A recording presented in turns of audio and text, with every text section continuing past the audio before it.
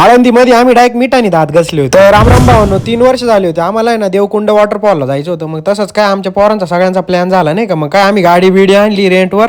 त्यानंतर आम्ही गाडीची टाकी फुल करून घेतली नाही का. त्याच्यात हे पेट्रोल पंपवरचे काका आपले ओळखीचे होते, त्यांना आपली ओळख वगैरे सांगितली. त्यानंतर म्हटलं चला आता चहा वगैरे तरी पिऊ. मग काय चहाच्या एका दुकानावर थांबलो, चहा वगैरे पेला, कारण की प्रवास मोकार करेल होता ना.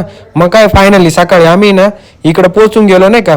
इकडं म्हणजे आळंदीला हो. मग काय पोरांनी सगळ्यांनी टावेल वगैरे घेतले. मग आम्हाला आहे ना आंघोळ करायला जायचं होतं. मग काय इकडं आलो तेवढ्यात बघतो काय पाणी तर खूप होतं नाही का. मग म्हटलं चला आता आंघोळ तरी करू. हा बघा कसे कपडे काढून उभा होता. मग काय आम्ही आंघोळ वगैरे करून रेडी होतो.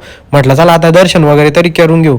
मग तेवढ्यात आमच्या पोरांनी दातच घासेल नव्हते. मग काय मीठ आणलं आणि मिठाने मोकार दात घासायला सुरुवात केली.